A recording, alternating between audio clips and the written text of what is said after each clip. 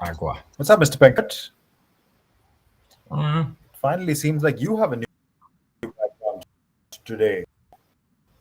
yeah, looks like it. I think I might have mentioned last week. I'm in New York City to attend the NFT NYC happenings next week. So all about my favorite topic, and this is why I only have Aqua today and not my Red Bull. I realized that a couple minutes before the show. But other than that, it's a rainy day today. The other 2 days that I've been here were good. Next days are supposed to be good, so perfect day to do the weekly show. Yeah, not too bad. Over here, it's actually a bright, sunny day. I was having a call with somebody in Madrid for the podcast, and poor David. I mean, this is the recording will come out in a couple of weeks, but he was complaining about the major heat wave that they are going through. So yeah, not the best time at the start of the summer in Europe, but hopefully it gets better and there'll be more chances of travel. Definitely, yeah. I mean, I heard that even Berlin has a heat wave coming up over the next couple of days. I'm glad that I'm not there. By the way, fun fact, I'm staying in the same place that I stayed last time when you were in New York as well. And I almost went to the Butcher's Daughter for breakfast today, if you remember that place. The butcher's daughter. I kept trying to remember whose daughter did we hang out at? No, it was the butcher's daughter. Correct. The Butcher's Daughter. Yeah, the Exactly, butcher exactly. had some very friendly daughters. I remember. Correct. For the others who don't know the Butcher's Daughter, it's a vegan restaurant slash breakfast place in Williamsburg, Brooklyn, New York City. Yep. It's good stuff. All right, Ben. So where are you kicking us off? I'm kicking you off with the top three funding rounds of the week. And the biggest one was from a company called T-Works, one that you especially know very well. So I assume you might be able to add a few things here. Yeah, big funding round, 50 million US dollar, led by Delta V Capital. What does T-Works do? It is an enterprise SaaS company. And what they basically do is they help teams to organize themselves, which means communicating to players, giving schedules. I believe they all also have a nutrition component in there as well. So everything that you need to make your team work from, let's say, the administrative side of things. That's why it's called Teamworks. Makes sense. And that's not all they do. They take a few steps further, or additional steps. Just to mention one, I think it was 1 or 2 years ago, they acquired Influencer, a company that we also know. I've met the founders through Stadia Ventures, and they help to make use of the naming, image, and likeness rights of athletes. So let's say more like the branding, social media component of things.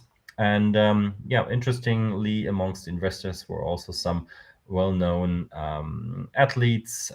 David Robinson from the Spurs, Marcus Mariota, former Heisman Trophy winner, and Jessica McDonald from the U.S. women's national team. So not just the big tech venture capital firms, but also some well-known athletes. Yeah, and what is this round about? They kept it kind of vague, I would say. They just said it enables us to build and acquire the very best technology solutions for our customers. So it seems like they're not only adding to what they already own, like building it further, but also continue to invest in other companies or acquire them. And why my screen just disappeared, I have no idea. Anything to add to Teamworks from your end before I come to the next one?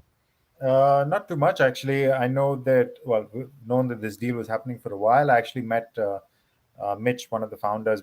As you said, we know them. We've actually done some work with them. Teamworks, we published a report with them on digital transformation in sports last year. Yeah, very cool guys. They've actually got another couple of very interesting announcements about acquisitions that they have made. So yeah, and they're establishing a deeper presence in Europe. So they've spent a lot of time in the US, which is where they're based out of. Um, and yeah, they're going to work more with sports teams in Europe. So yeah, interesting to see what they get up to. And Hello to Ashley and Ashley John. Thank you for joining us. Glad to have you back. Good to see you, or not, at least read you. Yeah. All All right. right. Who else got some money, Ben? Um, the next one is an interesting one because I have to admit it, I didn't understand it entirely. Not sure if you read the article. If not, I'll walk you through it. It's Atmos Labs. They raised 11 million US dollar in funding to develop metaverse native sports. And here it gets a bit tricky. So they say that they want to combine esports innovation with traditional sport. What's that word? Legit. That's a tough one. How do I say that? Legitimacy. That's the word. Okay. Good job. Man, for German, it's sometimes hard. Legitimacy. Here is it. Um, so, I mean, what they're obviously going to do is they're going to build a virtual world. They're not the only ones. A bunch of people do that. The question is, why do they want to do it? And they literally said they want to develop metaverse native sports because they say typically what doesn't work well is if you take your traditional sport and then put it into a virtual environment, that is somehow a mess up. So they want to create metaverse native sports. But in the article and also on their website, I could not understand what exactly these metaverse native sports are. Maybe it's the first time they're doing it. So they're basically inventing new sports, but ones that are, yeah, let's say metaverse native, as they call it. They kept it very vague. I don't know if you've checked it, if you read anything else, but that was my understanding so far. No, that's it. And I think my limited understanding from the limited information that they provided is that basically these are new sports which will have a completely different set of rules, which I can understand. That rules which will be subject to whatever metaverse or limitations of the metaverse, which are obviously right now unimaginable because it's not been created yet. So it'll be completely new and completely digital. That's the only thing I understood. And what they're also going for is stuff that, yeah, is very worthy in the current situation. I mean, of course they're going to use blockchain. Of course they're going to introduce play to earn mechanics. So all the good stuff. Let's see how that works out. I would love to see, let's say, the first demo to get an idea of what they're building. But yeah, I don't know. Let's see. Last one is something that, or the next funding round is one that they might even want to use or might want to partner with a company that I have not heard before. It's called Odeeo, 9 million US dollar seed round. They are from Israel, and what they're gonna develop is in-game audio advertising. And the moment I read that, I was like, "Oh no! Please do not do this." it it has the potential to be a bit annoying, but I see why it makes sense. So what they basically do is in gaming, they introducing a new form of advertisement, as I just said, audio based. They can combine that with some visual elements as well, and but the main focus is on audio. So how I imagine that, and I also checked the website, I didn't find an example. Is that I don't know, you are walking through a virtual world, through a gaming environment, and all of a sudden you hear somebody say, like on Spotify, if you're on the free account, you're like, great that you're enjoying Spotify. Make sure to subscribe for the pro version, then you will get uninterrupted listening experience, blah blah blah blah blah. And maybe that's what they do in gaming. Maybe there's a Spotify banner on the side, and they say, hey, if you want to have an undisturbed gaming experience, you have to buy a premium, pay a premium. Otherwise, we're gonna annoy you with some audio advertisement. So yeah, that's what they do. I can quickly go on the website, but yeah, another layer of advertisement, something that I think many of us would love to avoid. Um, Yeah. yeah, Just finding new ways to get people to spend money. These are so welcome, so much needed. No. Yeah. absolutely. I'm thinking of Anzu. Actually, was the last company that I know, which is an Israeli company, which was the first company that I saw, which was a couple of years ago, which I thought was really smart because they were doing what you were talking about, creating advertising that blends into the game that you're playing and making it more customized, etc. But I mean, visually, I think it'd be intrusive. Audio, I don't know how they would. Yeah, I completely agree. I don't know how they would manage it in a way that is not extremely annoying for playing a game. But let's see. Yep. So these were the top 3 funding rounds. Up to you, or over to you. Let's see who will come up with some new funding rounds, Ben. And these are companies that a few reason either we're announcing cohorts, or we're announcing the results. I think it was the couple in Melbourne that we did announced the Sport Boost initiative. I mean, there are so many accelerators, and here's another one, Future of Sport, based out of Toronto. Again, a company that, as we know pretty well, they're in conjunction with Maple Leaf Sports, which owns the Raptors and all the Toronto Maple Leafs and a few other sports teams based out of Toronto. They have their own accelerator program, and they have announced startups that they will be with. These are the verticals of athletic fan engagement, new tech, youth sports. Those are the 4 themes that we're looking for startups for. Which are these startups? This Sport Techie article, which actually doesn't happen often, so I appreciate that they do this. They actually give a little description of the startups and the links to each of the startups. I won't the websites themselves, but here are the companies that you can see. There is a seat booking platform from Toronto called Book Seats, great name. Classlit, which is a social platform for high school athletes. Dibs, which is fan messaging. Hockey Analytics, Drive Hockey. So another one from Canada. I think there are 3. No, actually, there are quite a few from all of them are Canadian. Sorry, I just realized for some reason I thought there were some American ones. Drive Hockey is Inner Logic, is internal to organizations. Program.ai, Youth Focus, Tip Tap Sports, Touchless Payments, Part Analytics, which is a consultancy based on female sports. You'll do some analytics for female-driven sports, I guess. So 8 new companies, and when our top funding round list, let's see, we shall find out. Yeah, I mean, the interesting part is they're all like you said, they're all from Canada. That's contrary to what they did before. So maybe they take the approach of, hey, there are all these virtual accelerators all around the world. We change that, we turn it around, and we focus on what we have in Canada and work more intensely with it, and support the companies that are basically in our backyard.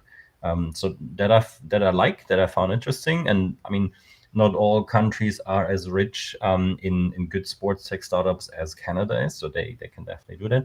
But I like the selection of startups. For example, like they have a big, let's say, social component as well, like the ones that you mentioned, helping athletes to balance, let's say, their school sport life, or whatever you want to call that, or to the software to help manage your culture. I wonder what, like, fundraising, supporting female athletes, or sports consumers. Sorry.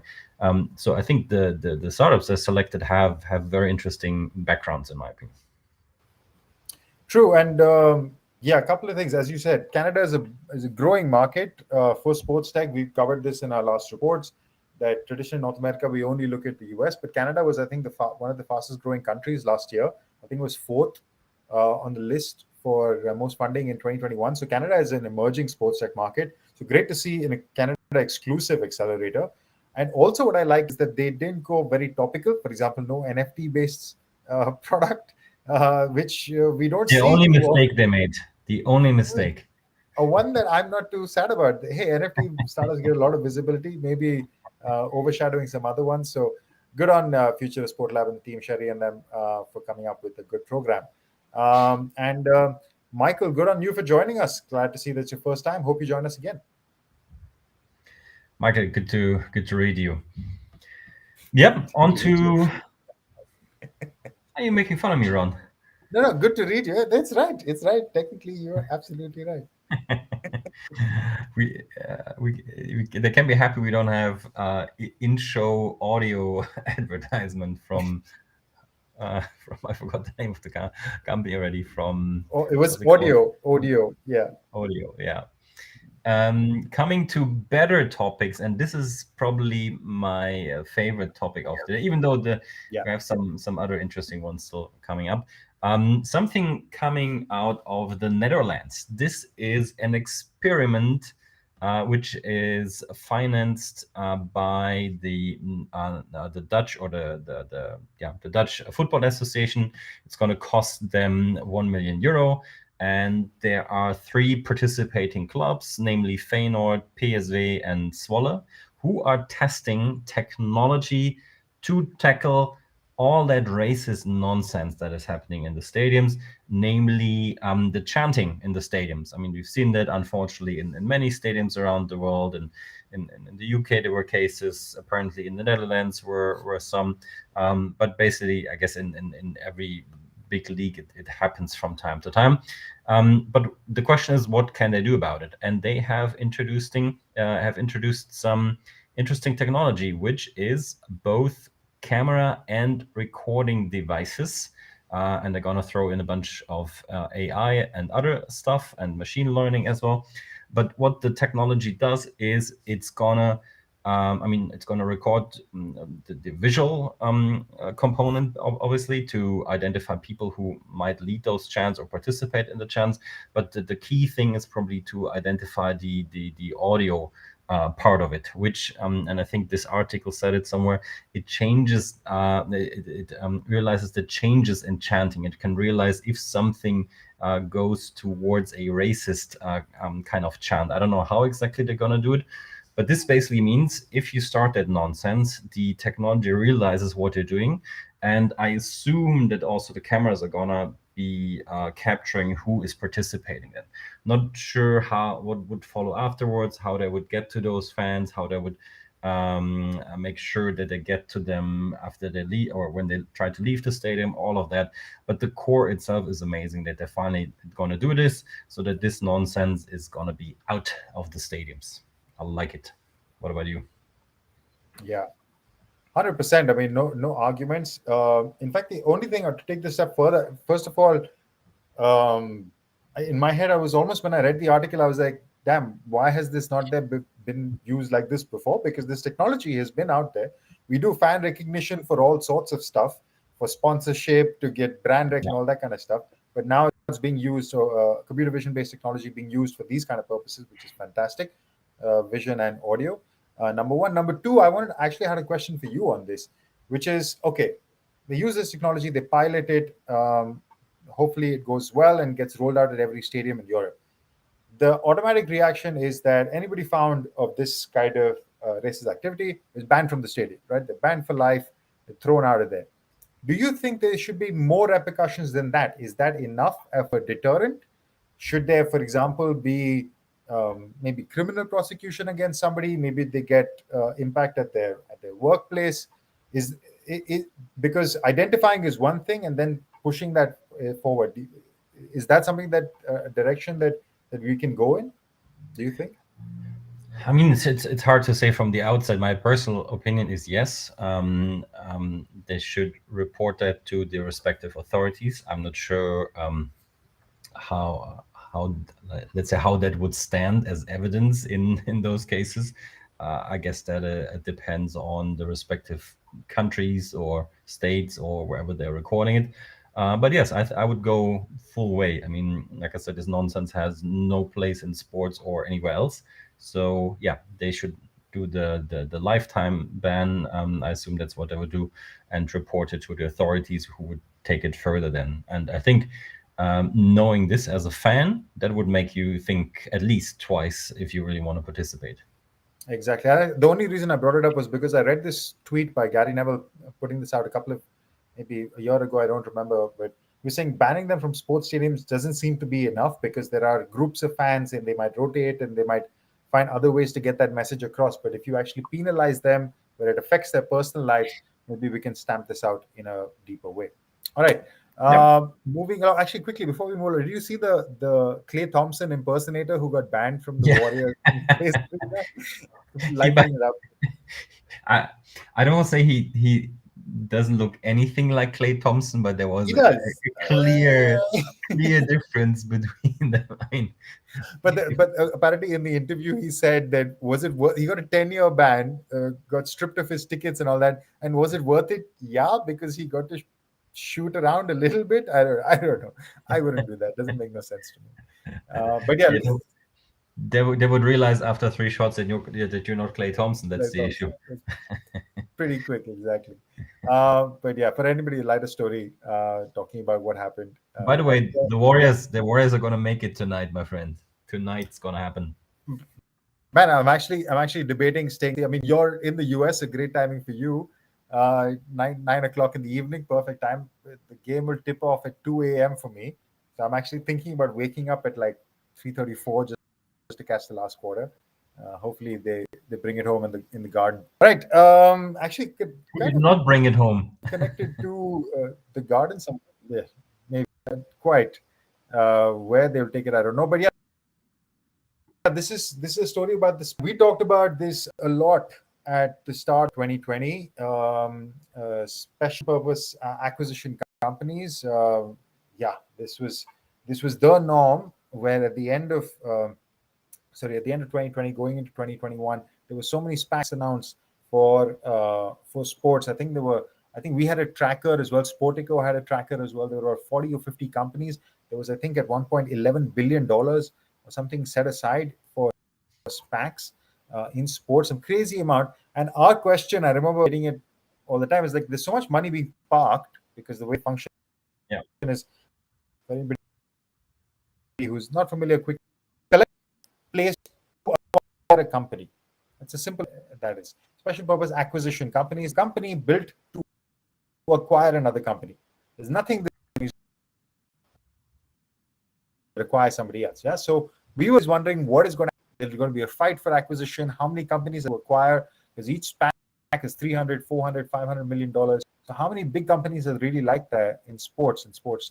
Well, it turns out, sure enough, not too many, because a lot of these SPACs are dying. That's what this article covers. 2 years ago, Red Bull Acquisition Corp was one of the first ones. They raised 500 million to pursue whether it's a professional sports franchise, whether it's a fitness company, some deals being made. But a lot of these have since kind of died because a lot of them had 2-year time limits that they had imposed within which they were supposed to function, right? And if they didn't buy another sports entity or sports tech company or whatever it was within that 2-year period, they had to return that money to the shareholders. Now, of course, they can. I think this article goes on to explain they can vote on extending that period, but I mean, how much time? Right. So usually a lot of these packs, because they were announced in that period around Jan or so, they have maybe 2 to 60 days to maybe 6 months left. So basically from now to the end of the year. And on average, it takes about 110 days, so 3.5 months to close a deal. So basically, all of them are on a timeline here, and we don't have too much time to get any sort of deal. Yeah, actually, here's the summary. 66 active SPACs with, sorry, I said a lower figure, $20 billion in cash, right? 13 are trying to close, while 29 are trying to set the IPO price, etc. But out of these 66, I can remember maybe 3 or 4 deals which have taken place. Most of them are just sitting there, this money going to waste. Lastly, before I bring you in, Ben, the article really well goes on to explain that some of these SPACs have just gone and done a deal just to kind of close the SPAC, right, before they need to dissolve it. But now the regulations are tightening on these SPACs. The reason they would do that is because the guys who helped raise the money, this 300 million, whatever it was, there are conditions. If you don't spend it, then there are fees that they have to pay. And these can be anywhere from 3, 5, 10, going up to X number of millions of dollars that the founder of the SPAC will have to take on as a liability, right? So that's a lot of money for these guys to operate with. Not just that, they would lose face, they would lose their own brand, they would lose their own market value, etc., reputations at stake. So a lot of these SPACs might do last-minute deals just to get a SPAC over the line, but the SEC has been clamping down on that, on a deal just for the sake of a deal. So if there's no real deal, it's unlikely that any of these SPACs will be closing anything, and it seems like there aren't too many real deals left in the market. That's the summary of the article of explaining it, I think. But yeah, it seems like it's not just only capital risk, it's reputation at risk, because there's a lot more, 5 or 10 billion that might be at risk for these kind of companies. So some of these guys are going to be losing some money pretty soon, it would seem. First of all, Your thoughts, Ben? Any deals that you think? yeah, scroll down again. That was a great deal. I wonder why it was picked for you. If you scroll down, let's see if it's still there. There, on the right side. Build muscle, manage weight, delicious taste. Why do you think Hey man, we show that to you? Huh? because actually I And just topped up my protein powder recently. But I love how I am talking about SPACs and you're looking at the ads that, that are running okay, for me. But it's true. I recently, no, Ben, you're absolutely right. Great spot. I recently rebought my protein powder was over, so I bought it again. These muscles need some ammunition, bro. These guns need I to think it's reload. more about managing weight. Do you have a Hey. smart scale that is connected? No, just kidding. By the way, you guys out there, you can tell where Ron is just by the ads because now they show it in British pounds. While he's in Berlin, it's in euro. In India, of course, it's rupee. So I mean, it's always something else. Before I comment, I would like you to comment on Ashley John's question. He asked, Ron, do you have any report about the rating of these SPACs? Yeah, to be honest, actually, I mean, there was a point in time that we were tracking it ourselves, and this is at the start of 2020 when there was so much action, but it just kind of seemed like none of them were generating any output, so we stopped. The last I know, Sportico had a good list of compiled of all the SPACs that were running. I don't know how much they've been updating it as well, because, like I said, there hasn't been much activity. But Sportico SPAC list is probably your best bet. It wasn't behind a paywall earlier. I don't know if it is now, but yeah, that's probably. But my comment to the article is more also a question to you, actually, because I mean you stated all the facts. Development is not great. They already, let's say, felt a bit weird, all those deals when they were coming up. So my question to you is actually more like, do you think it was just bad luck timing wise with the market going down so much, or do you think that the construct itself is a bit flawed or doesn't make too much sense? Because what I also wonder is, before you answer, I mean, there were a lot of big deals in the last year, like more than we've ever seen before in sports tech. So I wonder why not more of them were made via SPACs. I think so. The whole idea of the SPAC is that I wasn't, for anybody who's unclear about the definition, it's about taking this company public, right? The SPAC acquires that new entity and then it gets listed straight away. That's what the SPAC does, makes it more efficient for you to raise money from capital markets by bypassing a lot of the regulatory requirements that you would need to go through to list yourself. It just seems that they want enough companies ready to go public. I think that was the outcome. Like, a lot of sports entities don't want to raise in the public market. Not too many sports entities are listed publicly. So the structure itself is where I had the big question mark. I think we talked about it before. Why are there so many? It seems like there was too much money chasing too few potential acquisitions. So it seemed like a weird gold rush to park your money somewhere. And as it is evidence, it has dissolved. It has not worked. A couple of SPACs running around in the market, I can understand, but so many. At one point in time, there were, like, over a 3-month period, there were 60 SPACs announced. It seemed ridiculous. And now that nothing came of it. So it just seemed like a fad, to be honest. There was, I remember Shaquille O'Neal had one. Derek Jeter was associated with one. A-Rod was like, there was a lot of celebrities. There was a lot of news, a lot of buzz, and a damn squib. So yeah, I don't think it was particularly a great move at the time. Speaking about great moves, boom, there we go. Mm-hmm. We Go for it, Ben. This is a big one. Talking about, yeah, indeed, big news, and that's on multiple levels. You read it yourself. Apple and the MLS have struck a deal that brings all Major League Soccer matches to Apple TV for 10 years, no matter where you are in the world, as far as I understood it. So depending if you're in Australia or in Africa or South America, the US, Europe, Russia, wherever you are, you can watch the Major League Soccer on via Apple TV exclusively for 10 years. And that's a big one. It's probably a costly one, but no numbers were announced anywhere. I'm not sure if you've seen them somewhere. But yeah, this means, and they stated it correctly here, for the first time in the history of sports, fans will be able to access everything from a major professional sports league in one place. To give you a few more details, they do the whole highlight clips, shows around the events, additional production, everything surrounding the MLS. They also take care of a few other languages than English. So all MLS and League Cup matches will be in English and Spanish. Plus, for all Canadian teams, they offer a French option as well. Yeah, that is groundbreaking. Like I said, never seen something like that before in that exclusivity and that scale. And the thing that I wonder is, what if you don't have an Apple device?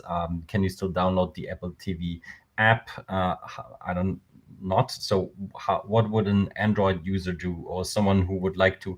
I mean, if you have a smart TV, I guess there you can download your Apple TV app. But yeah, what if you're on your Android phone? What can you do there? On the web browser. So I was looking this up. So what you Okay. can do is, because basically the article also says in very interesting language that it's all freely accessible on platforms where the Apple TV app is available, which is of course not available on the Android Play Store, right? So over there, what you can do is you have going through their web browser. If you have to create an Apple TV account, and yeah, just watch it on your tablet, on your phone, not on the app, but through the web. So that's the first point. It does also include that most smart TVs, from the Samsung to whatever series that you're using, even if it's built on the um, Android platform, like my smart TV is built on Android OS. Um, you can either Chromecast or just use the web interface. That is the first one. The second one, also to highlight, my understanding was that there are two paywalls here, because it's you have to have an Apple TV subscription, but you're also subscribing to the MLS is a separate streaming service, which is being hosted. MLS is going to have its own streaming service, which is being hosted on the Apple TV network, which is now free for if you're an Apple TV user. But like for me, for example, if I'm an Android user, I will be buying the MLS package on Apple TV. So it's the structure seemed a bit interesting to me, about how this is happening. And most importantly, I think the question is for MLS to choose Apple. It just further strengthens Apple's commitment to sports. They were our top story last week because they were building My Sports as a section within the Apple News app, and they're committing to more fan engagement tools. They've bid for the NFL rights. We know, as Ben has brilliantly brought up, they're working with Nike on some more content. Ben, you want to quickly talk us through this story? Yeah, just a quick one. I mean, Apple and Nike have a history already through the Nike running app. So there's a cooperation there. You can even buy for your Apple Watch the Nike band and all these kind of things. So smaller stuff. And Nike or Apple is anyways, like you said, getting more and more into sports, also in the sense of creating content, like not just broadcasting, but for example, Ted Lasso was a massive success worldwide. And yeah, now they have teamed up with Nike to do exactly that. They are producing new content. In this article, it says they're joining forces for a series of films. So Apple original films and Nike are going to produce different kind of stuff. And not only with Nike, Apple is also producing this Formula One movie produced by Lewis Hamilton, involving Brad Pitt as well. So yeah, a bunch of different stuff that Apple is doing. The article also talks about the MLB package that I bought, the interest in the NFL Sunday ticket that they have. So it's just so obvious that all the big tech companies are going massively into sports. And yeah, Apple is doing that with rights, but also original content. Yeah, I think that's deepening the connection for their subscriber base, for Apple users into sports. It's an interesting move, and I think a really exclusivity is a big part of it. We're seeing, as you Ben said, more and more um, tech companies join the rights bid. And in fact, recently we just saw a record bid for the IPL, like over $5 billion that the IPL went for, and they split their terrestrial rights and their online rights. So it seems like streaming rights are having a bit of a resurgence on the back of more tech companies coming in, apart from traditional broadcasters. How well this is integrated, we shall see. But I agree with you, Ashley. This is big, big news. Yeah. Is it a big push for the MLS? Will it help, let's say, MLS's discoverability globally? I think so. I mean, being associated with Apple so intensely, and I'm sure Apple is going to make sure that this deal is going to be seen, or the content is going to be seen. And let's not forget, the article also mentioned it. I mean, the World Cup in, I believe, 2026 or so is in the US and Canada. I mean, that's also leading towards this, and the momentum around this event is also a very important one. So having the lead up to the World Cup, and let's say the euphoria, hopefully afterwards, is all covered by Apple now with the local league. Actually, I think that's a really good question. I don't know if those broadcasting rights are already sold, and maybe that's a big part of this push. Yeah, interesting one. But yeah, big news. Curious to see how this rolls out. Yeah, definitely. And yeah, Ashley John said MLS gets more exposure towards Europe and the Asian market potentially with the deal, because I mean, sometimes we human beings we work in very simple ways. If you see, oh, there's a league that's, let's say, partnering with Apple, so to speak, that automatically draws your attention, then you're like, oh, maybe I should check out one of the games. I don't know, then maybe you like the content, maybe Apple does a good job in telling the stories around those games. I mean, there's so much room now that I have a 10-year deal. I mean, 10 years are long, gives them lots of security, and yeah, let's see what they come up with. Yep. Nice. I mean, we could go on and on. It Yeah. is big news, but great to see so much action in the sports space. Ben, good episode. Thanks, guys, for chiming in. Ashley, Michael. and Michael as well. Good chat. Cool. All right. Next week I will not be here. I'll be at the NFT event. That guy down here is gonna be alone, or you're only gonna have a guest? I have a guest, Ben. You shall see who that is next week. I'm curious now. Do I know that person? You do, yes. Have I met that person in real life, or just the virtual? Yes, you have. Is this a guessing game? Is that Yeah, what why you're not? doing?